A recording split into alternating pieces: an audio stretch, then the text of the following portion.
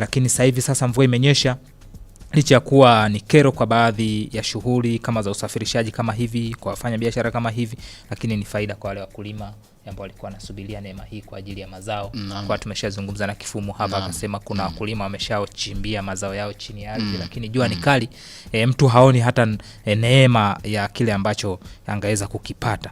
Sasa ukijaribu kutafakari na baadhi ya maeneo ambayo mvua zimeleta shida na changamoto, ni kule Kilosa ambako tunaambiwa nyumba zaidi ya 120 zimeharibiwa, kuezuliwa mapaa, kubomolewa kuta, lakini pia na nyingine kubomolewa kabisa kutokana na mvua hiyo iliyoambatana na upepo mkali.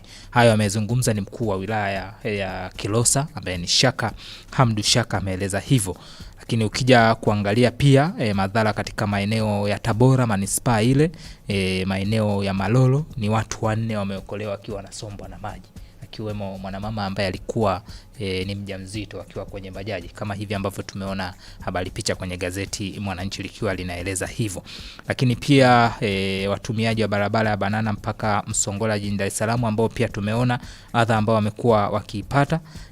Lakini pia sehemu nyingine ni kijana mmoja ambaye amefariki dunia, ni kule wilaya ya Kaliua Tabora.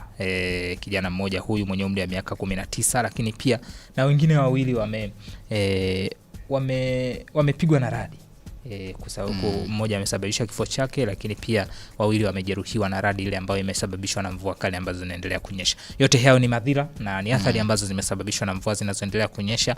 Bila shaka kuna haja ya tahadhari kuendelea kuchukuliwa katika yale maeneo ambayo TMA wanaendelea kutuhabarisha kwamba mvua kubwa zitanyesha.